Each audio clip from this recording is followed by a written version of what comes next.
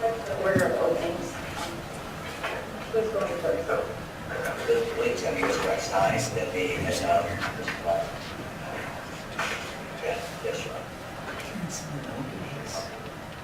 Yeah. Thank you before I have to give a judge portrait. Doing the opening.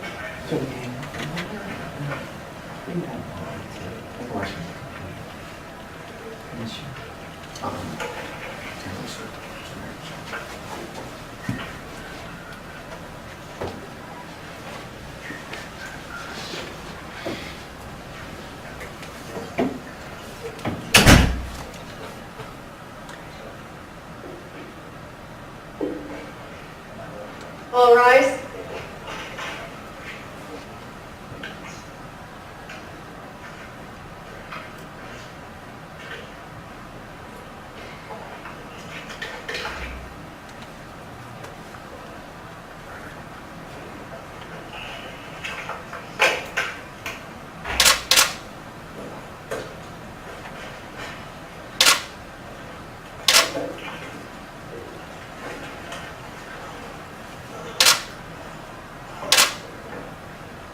Please be seated. Ladies and gentlemen, we are on the record in CR 2015-001-671-001, 003, and 004, State of Arizona versus Gerald Bowman, Marcus Morris, and Markieff Morris. Is the state ready to proceed? State is ready to proceed. On behalf of Mr. Bowman, is defense ready to proceed? Yes, sure. On behalf of Marcus Morris, is defense ready to proceed? And on behalf of Markieff Morris, is defense ready to proceed? Ladies and gentlemen, I'm going to have each of you stand. Please raise your right hand. I'm going to have an oath administered to you.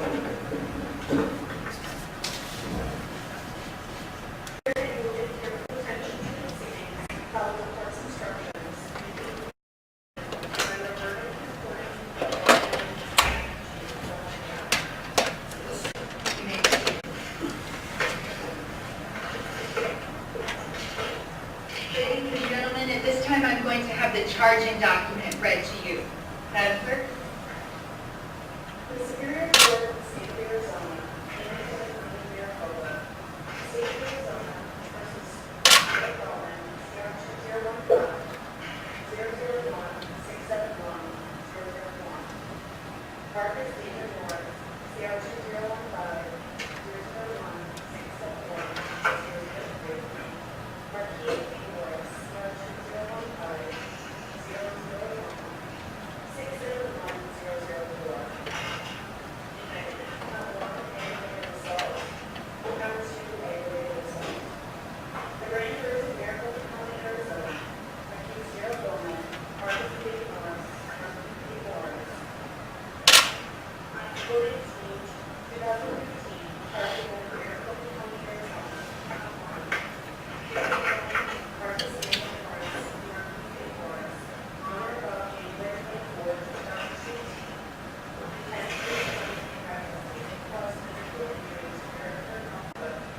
By any means of force, because the related body part of Arizona violates the Arizona law. Count 2, Gerald Bowman, Marcus David Morris, and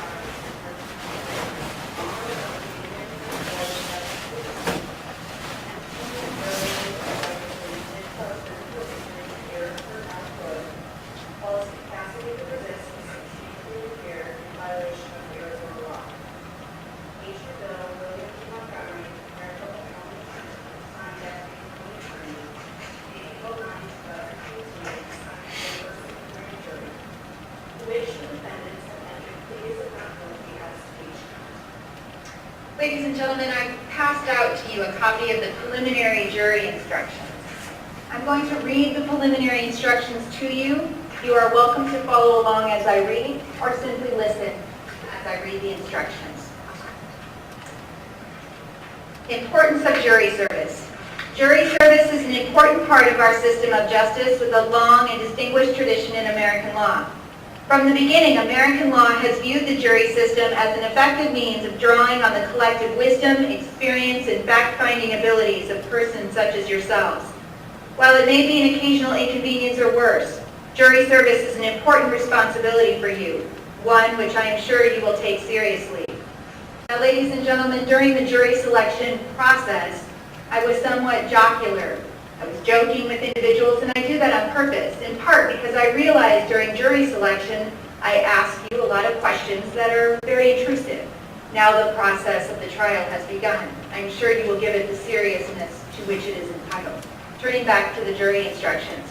Duty of jurors. Now that you have been sworn, I will briefly tell you something about your duties as jurors and give you some instructions. At the end of the trial, I will give you more detailed instructions, and those instructions will control your deliberations. It will be your duty to decide the facts. You must decide the facts only from the evidence produced in court. You must not speculate or guess about any fact. You must not be influenced by sympathy or prejudice. You will hear the evidence, decide the facts, and then apply the law I will give you to those facts. That is how you will reach your verdict. In doing so, you must follow that law whether you agree with it or not. You must not take anything I may say or do during the trial as indicating any opinion about the facts. You, and you alone, are the judges of the facts. Evidence.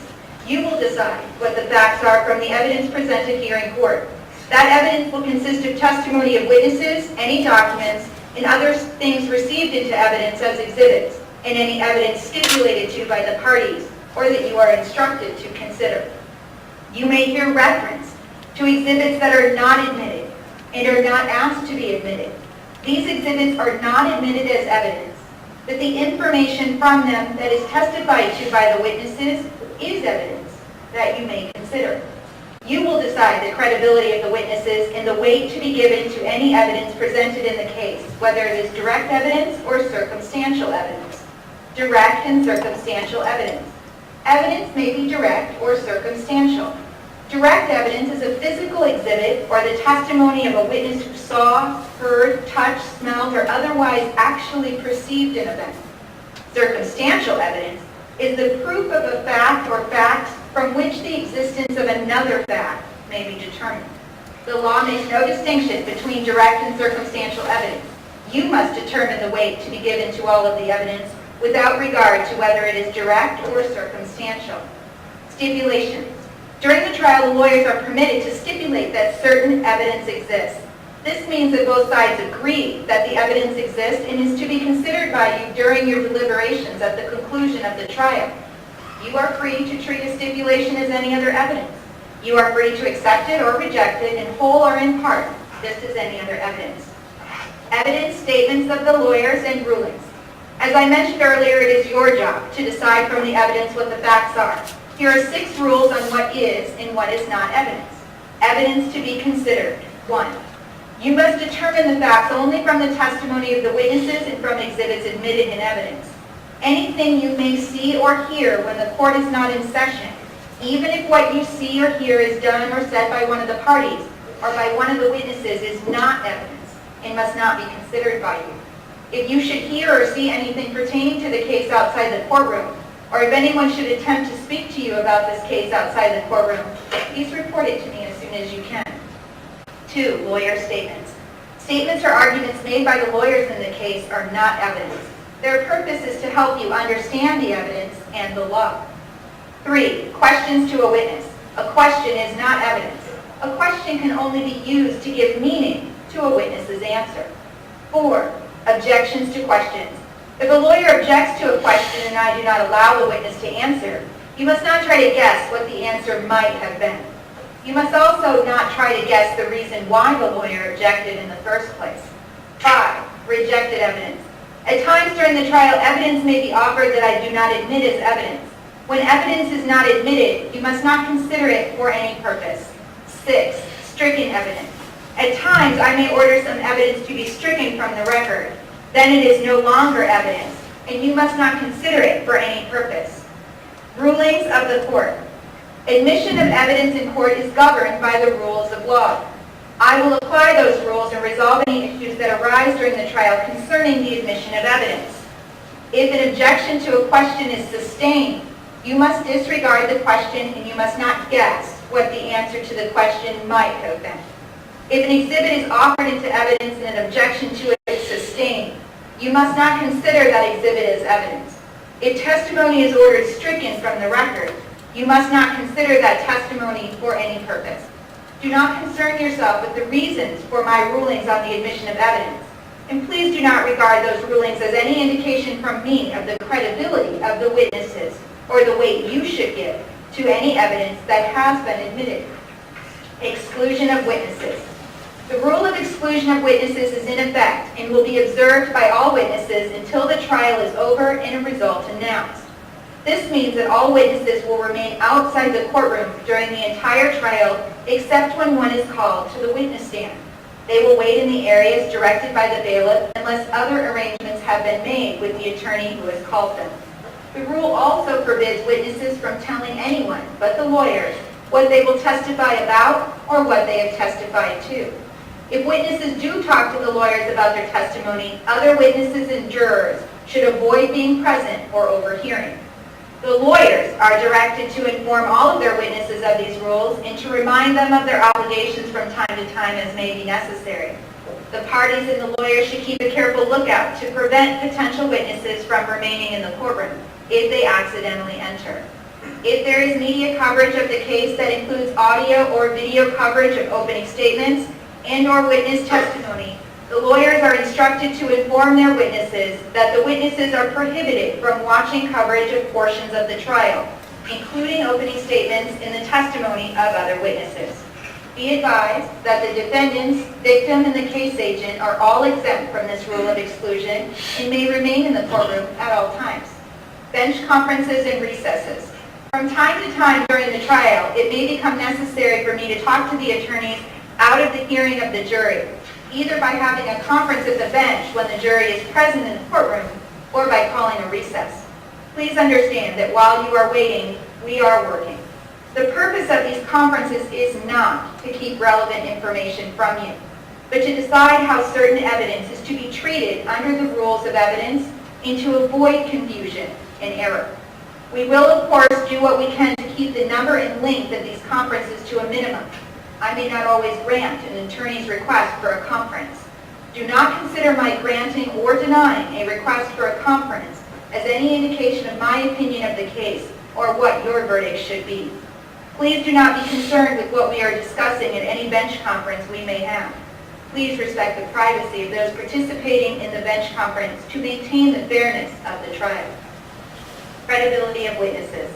In deciding the facts of this case, you should consider what testimony to accept and what to reject. You may accept everything a witness says, or part of it, or none of it.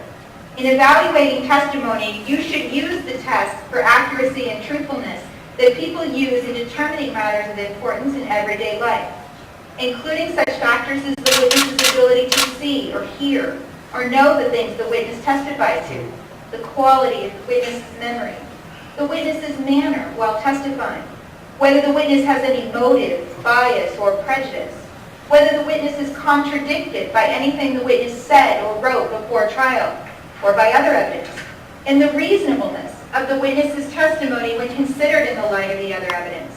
Consider all of the evidence in the light of reason, common sense, and experience. Expert witness.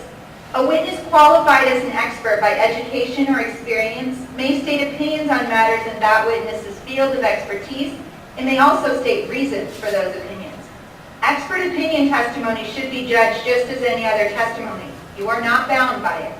You may accept it or reject it in whole or in part, and you should give as much credibility and weight as you think it deserves, considering the witness's qualifications and experience, the reasons given for the opinion, and all of the other evidence in the case.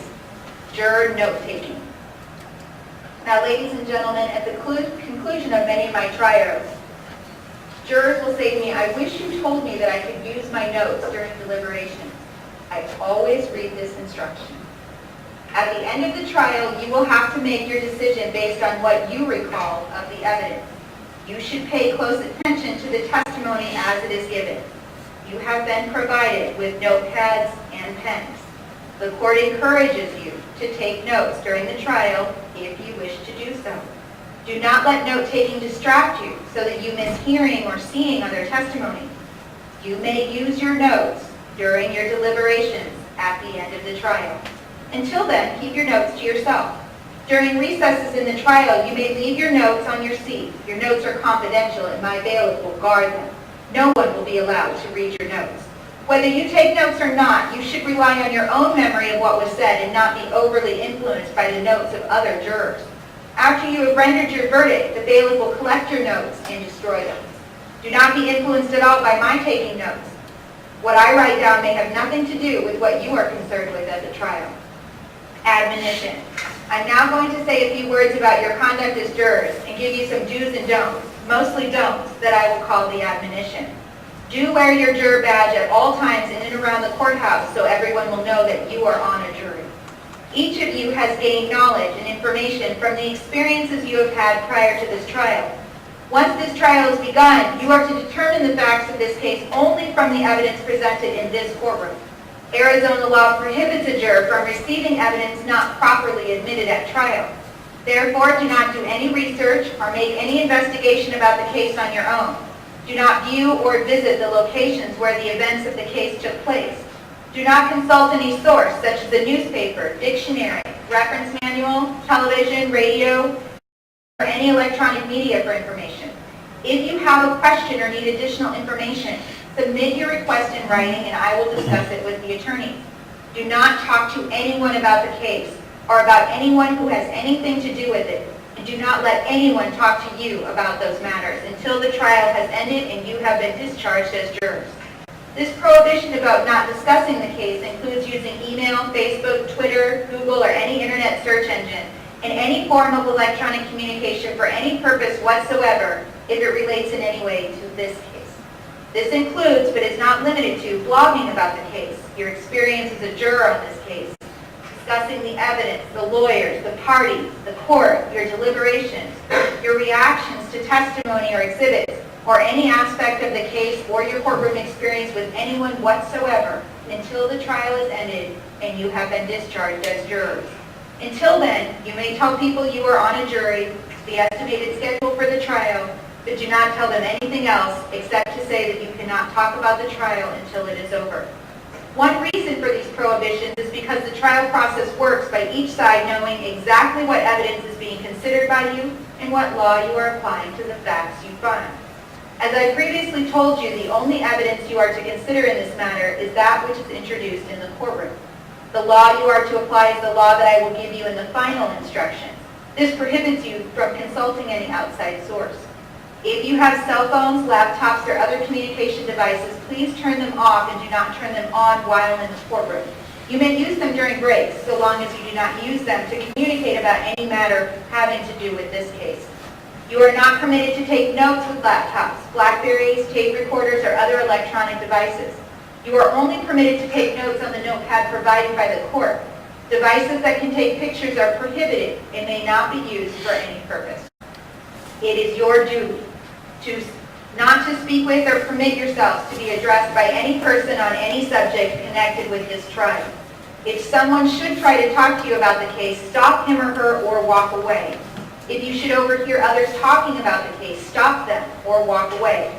If anything like this does happen, report it to me or any member of my staff, and my phone number is listed there on page 6 of your jury instructions. And please do that as soon as possible. To avoid even the appearance of improper conduct, do not talk to any of the parties, the lawyers, the witnesses, or media representatives about anything until the case is over, even if your conversation with them has nothing to do with the case. For example, you might pass one of the attorneys in the hall and ask what good restaurants there are downtown, and someone from a distance may think you are talking about the case. So again, please avoid even the appearance of improper conduct. The lawyers and the parties have been given the same instruction about not speaking with you jurors, so do not think they are being unfriendly to you.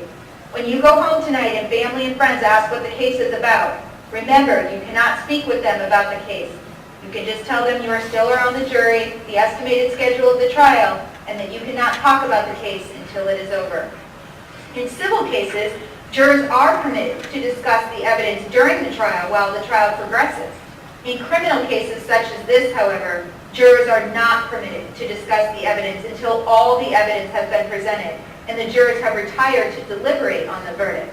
You may not discuss the evidence among yourselves until you retire to deliberate on your verdict. Therefore, during breaks and recesses, whether you are all assembled in the jury room or not, you shall not discuss any aspect of the case with each other until the case is submitted to you for deliberations at the end of the trial. Again, if you have a question or need additional information, submit your request in writing and I will discuss it with the attorneys. During the trial, you are not to engage in any conduct that impairs or interferes with your ability to hear and understand the court proceedings. Do not form final opinions about any fact or about the outcome of the case until you have heard and considered all of the other evidence, the closing arguments, and the rest of the instructions I will give you on the law. Keep an open mind during the trial. Form your final opinions only after you have had an opportunity to discuss the case with each other in the jury room at the end of the trial. Please advise me in writing immediately if you believe that any juror has violated any provision of this admonition. Before each recess, I will not repeat the entire admonition I have just given you. I will probably refer to it by saying, please remember the admonition or something like that. However, even if I forget to make reference to it, remember the admonition still applies at all times during the trial. Media coverage. There may or may not be news media coverage of the trial. What the news media covers is up to them. If there is media coverage, you must avoid it during the trial. If you do encounter something about this case in the news media during the trial, end your exposure to it immediately and report to me as soon as you can. If there are cameras in the courtroom during the trial, do not be concerned about them. Court rules require that the proceedings be photographed or televised in a way such that no juror can be recognized. Questions by jurors. If at any time during the trial you have difficulty hearing or seeing something that you should be hearing or seeing, or if you get into personal distress for any reason, raise your hand and let me know. If you have any questions about parking, restaurants, or other matters related to jury service, feel free to ask one of my court staff. But remember, the admonition applies to court staff as it does to everyone else, so do not try to discuss the case with court staff. If you have a question about the case for a witness or for me, write it down, but do not sign it.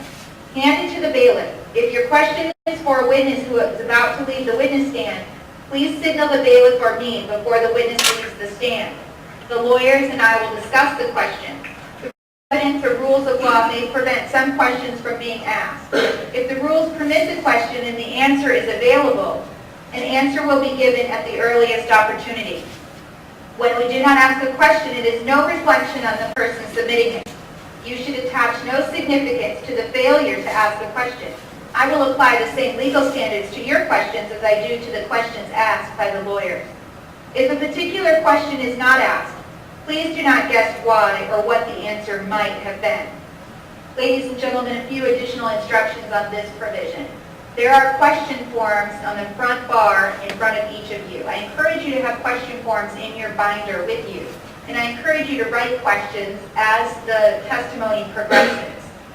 At the conclusion of each witness, I will turn to the jury and ask whether the jury has any questions. If you have any questions, you will submit those questions in written form on the question form. They will be delivered to me. As I set forth in the preliminary instructions, I will apply the same legal standards to your questions that I do to the lawyer's questions. But if a question is appropriate, I will read that question to the witness. Just make sure you try and use good penmanship so that I'm able to read your questions. Please don't write questions on the back of a form. Only write on the front of a form. So if your question continues on to a second form, just please add a second piece of paper. Moving back to page 8. Alternate jurors. The law provides for a jury of 8 persons in a case such as this. We have more than 8 jurors, so that if a juror becomes ill or has a personal emergency, the case can continue without that juror. At the end of the case, alternate jurors will be determined by law in a drawing held in open court. Please do not be concerned with who may or may not be chosen as an alternate at the end of the case. Constitutional right not to testify. The defendant in a criminal case has a constitutional right to not testify at trial, and the exercise of that right cannot be considered by the jury in determining whether a defendant is guilty or not guilty.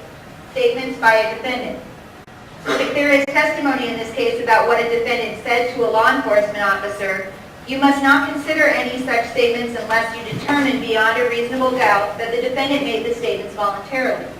A defendant's statement to a law enforcement officer was not voluntary if it resulted from the defendant's will, being overcome by a law enforcement officer's use of any sort of violence, coercion, or threats, or by any direct or implied promise, however slight.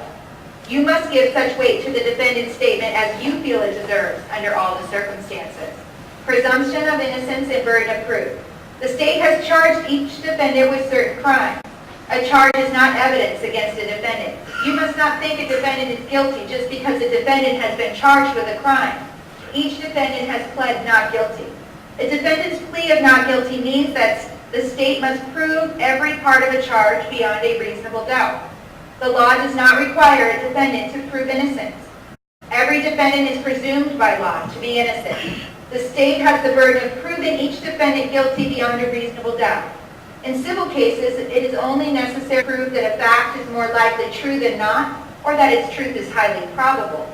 In criminal cases such as this, the state's proof must be more powerful than that. It must be beyond a reasonable doubt.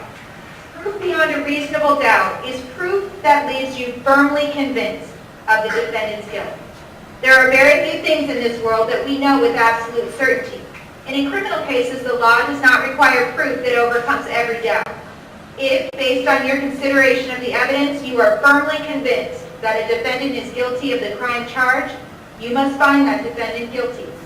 If, on the other hand, you think there is a real possibility that a defendant is not guilty, you must give the defendant the benefit of the doubt and find that defendant not guilty. In deciding whether a defendant is guilty or not guilty, do not consider the possible punishment. Absence of other participants. The only matter for you to determine is whether the state has proved each defendant on trial in this case guilty beyond a reasonable doubt. The defendant's guilt or innocence is not affected by the fact that another person or persons might have participated or cooperated in the alleged offense and is not on trial now. You should not guess about the reason any other person is absent from the courtroom. The charged offenses. Each defendant is charged with committing 2 counts of aggravated assault. Count 1, aggravated assault. Each defendant is charged with committing aggravated assault. Aggravated assault, as alleged in count 1, requires proof that the defendant 1, intentionally, knowingly, or recklessly caused physical injury to Eric Hood. And 2, the assault was aggravated by the following factors. The assault was committed by any means of force that caused a fracture to any body part of Eric Hood. Count 2, aggravated assault. Each defendant is charged with committing aggravated assault. Aggravated assault, as alleged in count 2, requires proof that 1, the defendant intentionally, knowingly, or recklessly caused physical injury to Eric Hood. And 2, the assault was aggravated by the following factor. The defendant committed the assault while Eric Hood's ability to resist was substantially impaired. Each defendant has pled not guilty to each charge. The state must prove each element of a charged crime beyond a reasonable doubt. I will give you more details and definitions about the alleged crimes in the final jury instructions. Separate counts. Each count charges a separate and distinct offense. You must decide each count separately on the evidence with the law applicable to it, uninfluenced by your decision on any other count. You may find that the state has proved beyond a reasonable doubt all, some, or none of the charged offenses. Each count must be stated in a separate verdict. Consider evidence separately. There are 3 defendants. You must consider the evidence in the case as a whole. However, you must consider the charges against each defendant separately. Each defendant is entitled to have the jury determine the verdict as to each of the crimes charged based on that defendant's own conduct and from the evidence that applies to that defendant, as if the defendant were being tried alone. Each defendant's conduct may include acting as a principal or as an accomplice. Accomplice liability. A defendant is criminally accountable for the conduct of another if the defendant is an accomplice of such other person in the commission of the offense, including any offense that is a natural and probable or reasonably foreseeable consequence of the offense for which the person was an accomplice. Accomplice means a person who, with the intent to promote or facilitate the commission of the offense, does any of the following. 1, solicits or commands another person to commit the offense. Or 2, aids, counsels, agrees to aid or attempts to aid another person in planning or committing the offense. Or 3, provides means or opportunity to another person to commit the offense. Mere presence. Guilt cannot be established by a defendant's mere presence at a crime scene, mere association with another person at a crime scene, or mere knowledge that a crime is being committed. The fact that a defendant may have been present or knew that a crime was being committed does not in and of itself make a defendant guilty of the crime charged. One who is merely present is a passive observer who lacked criminal intent and did not participate in the crime. Scheduling during trial. We will all do our best to move the case along, but delays frequently occur. The delays will not be anyone's fault, so do not hold the delays against the parties. Delays usually occur because the attorneys and I often need to resolve legal matters before these matters can be presented to you in court, or because I am busy with matters in other cases. The usual hours of trial will be from 10:30 a.m. until 4:30 or 5 p.m. We will take a short 15-minute recess at approximately 3 o'clock. Unless a different start time is announced prior to recessing this evening, you may assume a start time of 10:30 a.m. for the next day. At the beginning of the day, please assemble in the jury room for this division and do not come back into the courtroom until you are brought in by the bailiff. Order of trial. Criminal trials generally proceed in the following order. First, the prosecuting attorney will make an opening statement giving a preview of the case. Each defendant's attorney may make an opening statement outlining the defense case immediately after the prosecutor's statement, or a defendant may postpone his opening until after the state's case has been presented. Opening statements is not evidence, nor is it argument. The purpose of an opening statement is to help you prepare for anticipated evidence. Second, the state will present its evidence. After the state finishes the presentation of its evidence, each defendant may present evidence. If a defendant does produce evidence, the state may present additional or rebuttal evidence. With each witness, there is a direct examination, cross-examination, and finally redirect examination. This usually ends the testimony of that witness. Third, after all the evidence is in, I will read and give you copies of the final instructions, the rules of law you must follow in reaching your verdict. Fourth, the attorneys will make closing arguments to tell you what they think the evidence shows and how they think you should decide the case. The state has the right to open and close the argument since the state has the burden of proof. Just in opening statements, what is said in closing arguments is not evidence. Fifth, you will deliberate in the jury room about the evidence and the rules of law in an effort to reach a verdict. If you unanimously agree upon the verdict, it will be read in court with you and the parties present. Finally, you will be discharged and released from the admonition. The rules of law I've shared with you in the past few minutes are preliminary only. At the end of the case, I will read to you and give you a copy of the final instructions of law. In deciding the case, you must be guided by the final instruction. Any addition or corrections to the instructions as read from the state? Not from the state judge. Mr. Gladney? No, Your Honor. Mr. Einstein? Nothing, Your Honor. Mr. Ballinger? No, Your Honor.